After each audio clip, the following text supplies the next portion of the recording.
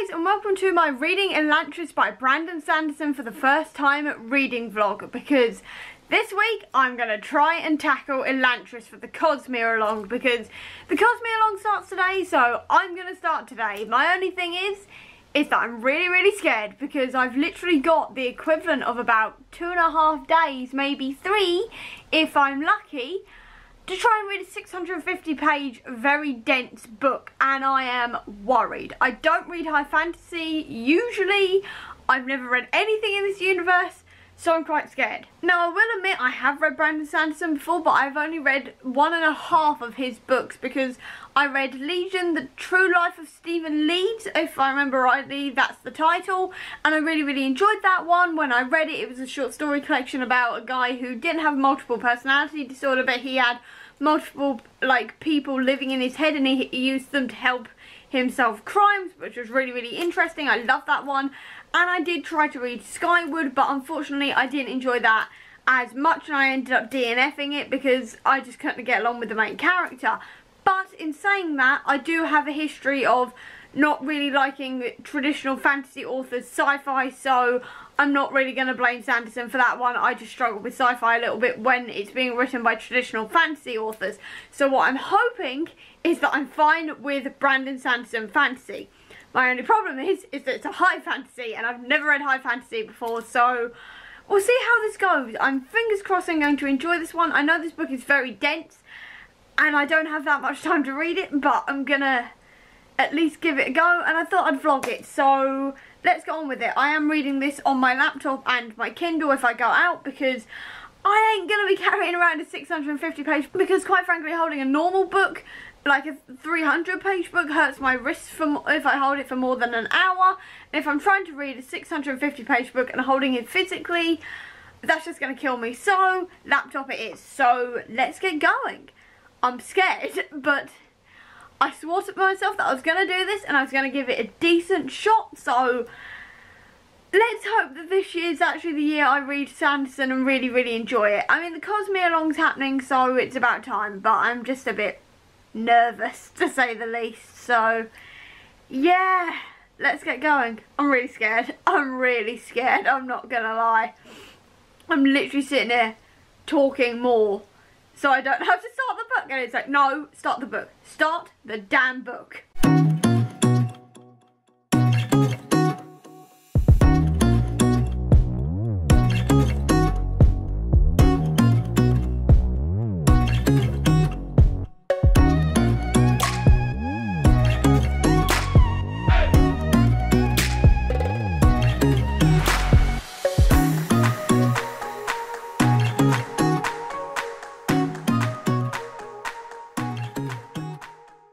Okay, so I'm not gonna lie, it's now Tuesday and I managed to read 117 pages yesterday, and I didn't pause to comment on anything because I was enjoying myself so much. Honestly, I didn't expect to love Elantris as much as I did, because it's awesome. I've got to say, I was expecting this really dense, high fantasy, and instead it reads like a normal fantasy, I guess, and it's really easy to get into. I'm not even minding the political intrigue, which is something I don't usually like, and I'm really enjoying myself.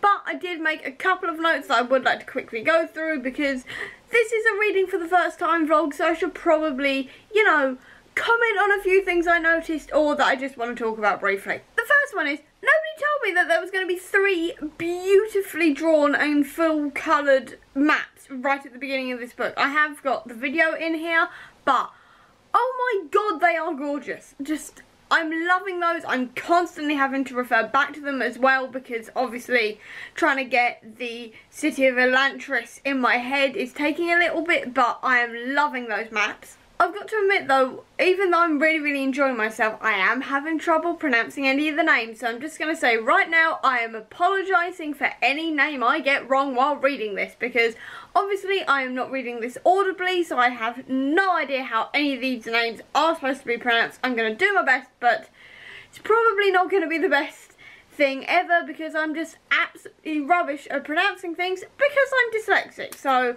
that's a bit of fun for me, and obviously for you guys when I talk about specific characters. But in saying that, this book is still nowhere near as dense as I thought, so I think I can deal with the weird names. The first weird name I do want to mention is Harathan?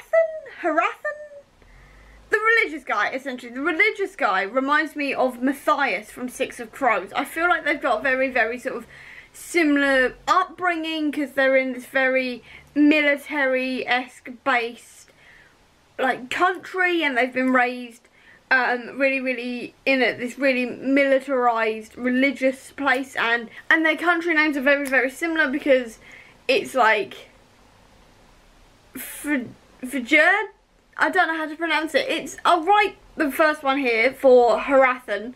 So that's Harathan's one, and then this one is Matthias's country name. So they look quite similar, so that's quite fun, and they are reminding me of each other, but I have to admit I prefer Matthias, because Harathan's a bit of an arse, shall we say. I do not like Harathan whatsoever, if I'm even pronouncing that right, but I don't know the religious guy, essentially. Also, I wasn't expecting Galadon to have powers at all. Like, I was expecting him to just sort of like be sort of like Raoden, the prince's sort of guide to the world of Elantris, and instead he's got powers, or at least he's got a level of power, which means he can actually draw in air the signs of Elantris, so that's quite cool. I'm really excited to see where that magic goes. And my last point I'd like to make is that I'm loving the fact that Sarene is not sexualized. In so many fantasy novels you get it where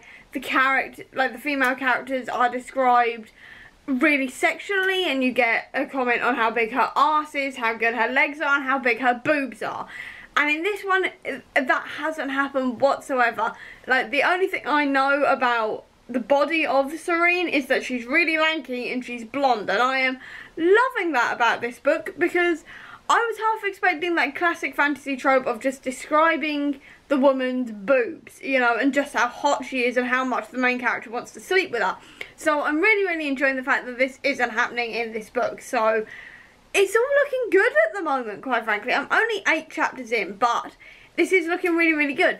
And on my Kindle, this book is apparently 552 pages long, not 650, which just makes me even happier, because this week is getting very, very busy.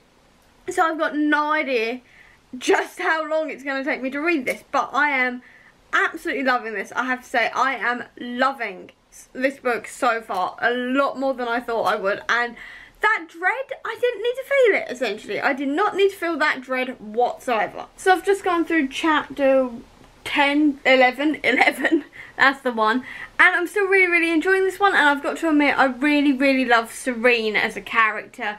She's so intelligent, and she's just running rings around everybody with her plans, and I really, really love that about her.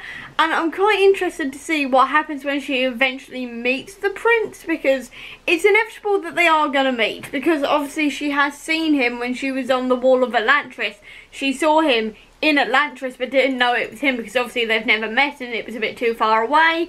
And she's meeting with people who obviously the prince was friends with and was working with and stuff, and it's like, it's inevitable that eventually they're going to meet, and I'm really excited for that, because I feel like they're going to get along like a house on fire, and it's going to be great. I really, really enjoy Sarene as a character, and the prince as well, obviously. Harathan, still not here for, but I guess he's important to the story somehow, and his chapters are still interesting. I just don't like him as a character, because he's an arsehole, which is fine, it's fine, but I'm still really, really enjoying this, and I'm really surprised at how much I'm enjoying this. I'm not gonna lie, because I was convinced that this was not gonna be like the book for me at all, or that I was gonna really, really struggle with it, but I am really flying through it, and I'm really enjoying myself. So Sarene literally like manipulating the king all the time by acting dumb is hilarious, because he's just letting her get away with stuff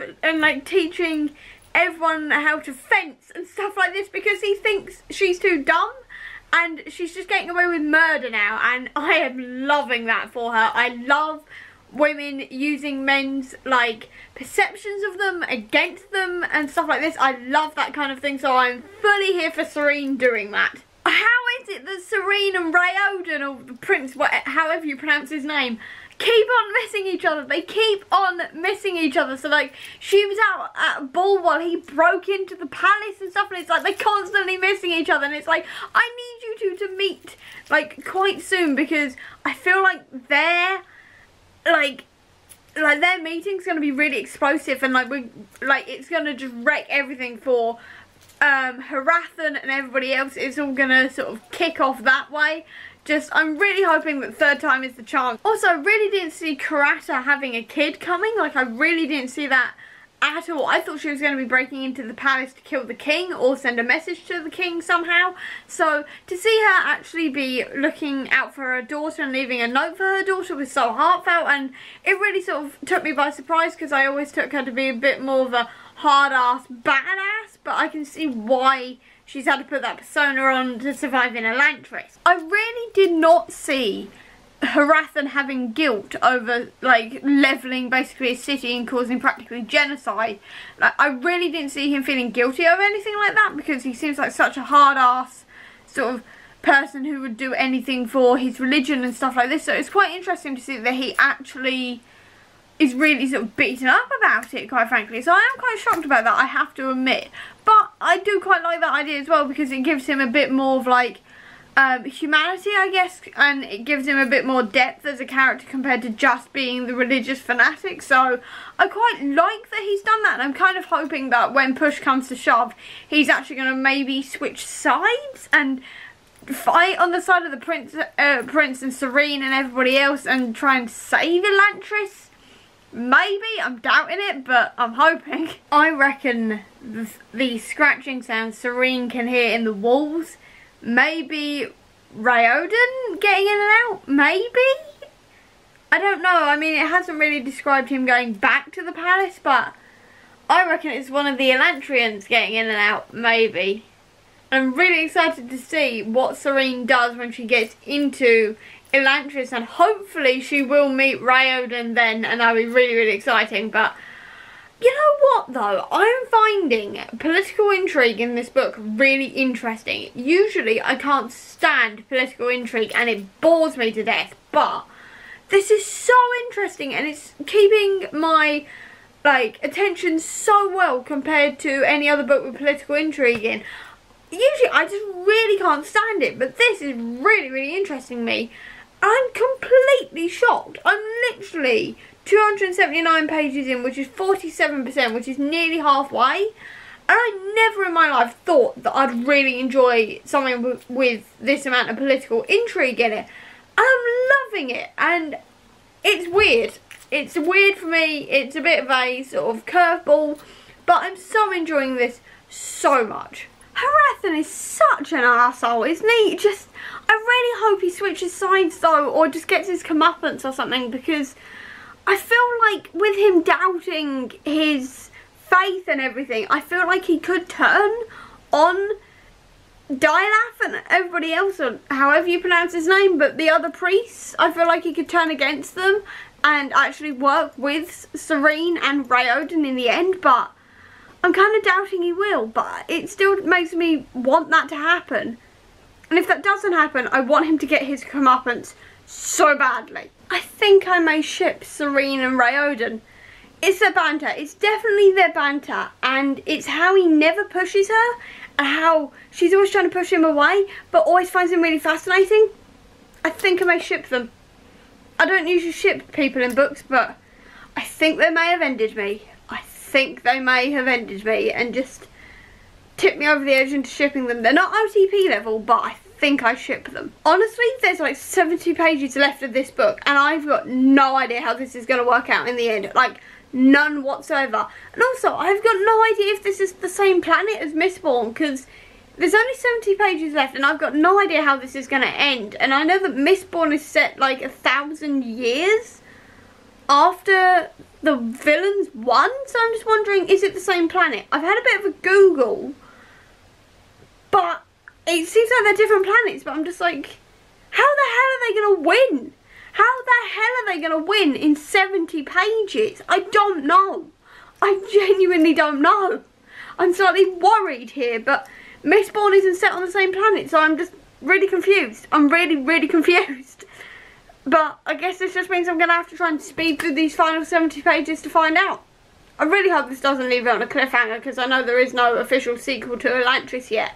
So I'm really hoping this doesn't leave it on a cliffhanger, because I don't like cliffhangers when I've got no idea when the next book is coming. So fingers crossed there is no cliffhanger. I'm literally 2 chapters further than I was, and oh my god. Rayo's just revealed himself. Telri's gone running. Rayo, the old guy, is dead. What the hell? It's all going nuts. I've got absolutely no idea how this is going to end. I've literally got 60 pages left. I'm sitting here going, my mind is spinning, to say the least. My mind is spinning. I just finished Elantris.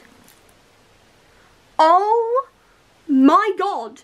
There's so much to talk about, and I've got so little time because this vlog is also going to cover the 2 mini stories as well that I haven't read because I'm saving them till March. But the plot twists, the final battle, the bringing back of Elantris. I have no words. I have no words whatsoever. I had no idea this was going to be this good. Like, I knew loads of people loved it, and I knew it was such a popular series and that like loads of people loved it, but I didn't realise that I was going to love it so much. I was reading this out of curiosity to like, because obviously the Cosmere Along was going on, and I've owned a couple of the books and I've been told to read them, but I was told that it was also dense. I was scared because it was high fantasy, and I don't usually like high fantasy at all. I'm not usually here for battles and like political intrigue and stuff, but I'm in love.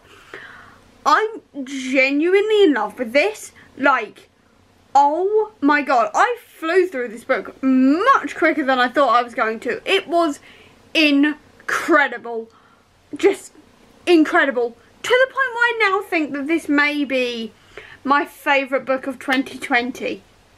And now I've got the entirety of the Cosmere Along to go through, and another 10 months, well 10.5 months to go, and I could read a hell of a lot of really awesome books in that time. But I think Elantris may now be my favourite of the year so far, because oh my god, just, I need to go lie down. I need to go lie down after that. That was so good. That was so good in so many ways. I have no words, essentially. Everything paid off. All the stuff that was hinted at was, like, sorted out. And it was all revealed. So you found out who Kin really was and why he fell out with his brother. And, like, why his son was always sort of mumbling to himself. I kind of figured that he was an Elantrian, I have to admit. I did figure that he was an Elantrian, but I didn't see the plot twist about the brother Kin being the pirate. I didn't see that one coming. I didn't see him being the older brother who was actually supposed to be the king of Teod coming. I mean, I kind of wanted Harathan to go, like, to the good side, but I was still shocked when it happened, and then he died, and I was really, really sad about it. And I'm really sad that some of, like, Rayoden and Serene's friends are now dead. But, I mean, that plot twist with Dylaf as well, with him being the higher-ups of the religion and everything, and him turning against Harathan, and the final battles, and them all actually being, like, chucked in for the final battle in one go, and everything. Oh my god, that was incredible. That was absolutely incredible. 5 stars without doubt. But after that, I now need to lie down and recover from that, so I will cut to future me, who has read the 2 short stories we need to read for this part of the Cosmere Along. So I just finished The Emperor's Soul and also The Hope of Elantris, and they were quite fun. I'm not entirely sure why we were given The Emperor's Soul, because it wasn't really to do with any of the characters or basically in any sort of country that we've seen in Elantris, but it was quite fun. I like the exploration of new magic and different types of magic in this world, especially on the Elantris world, because I'm pretty sure everything else is in different planets, if I remember rightly, that share a magic system. So maybe this short story is going to come into play later on, I don't know, but it was quite fun. I quite enjoyed it. So that was basically a 4-star read. And then The Hope of Elantris I really, really enjoyed, because I was wondering where Ashy, I'm going to call him Ashy. But I was wondering where Ashy was in all of the battle for Elantris and what was going on with him and the rest of the Elantrians. So I was quite glad with that short story, though I could have done with it being a little bit longer than 25 pages if I'm honest. But it was a good sort of little short story to explain where everything was, and I really liked the story as to why Brandon Sanderson wrote it as well. So that was a 5-star, I think. And that is the end of this reading vlog, because I have now read everything I need to read for part 1 of the Cosmere Along. So in conclusion, I really enjoyed Elantris a hell of a lot more than I was expecting to. I was expecting it to be really dense and that I just wasn't going to enjoy it as much as I did, but I really did. I love the world building, I love the characters, I love the actual storyline as well, and I'm not usually one for political machinations or anything like that, so that was really fun, and it has to be a 5-star read for me, and I think I'm now a convert to Brandon Sanderson's fantasy. Obviously it's early days yet, but I think I am. So with that, I should probably wrap this up because this vlog is probably hours long. So I hope you enjoyed this video. If you did, please do give me a thumbs up, comment down below with what you thought of Elantris. I'd love to know. I'll also leave a link down below to all my social media for you to check out. And if you want to see any more of my videos, please click subscribe here, and over here will be the link to my previous video. But until next time guys, bye.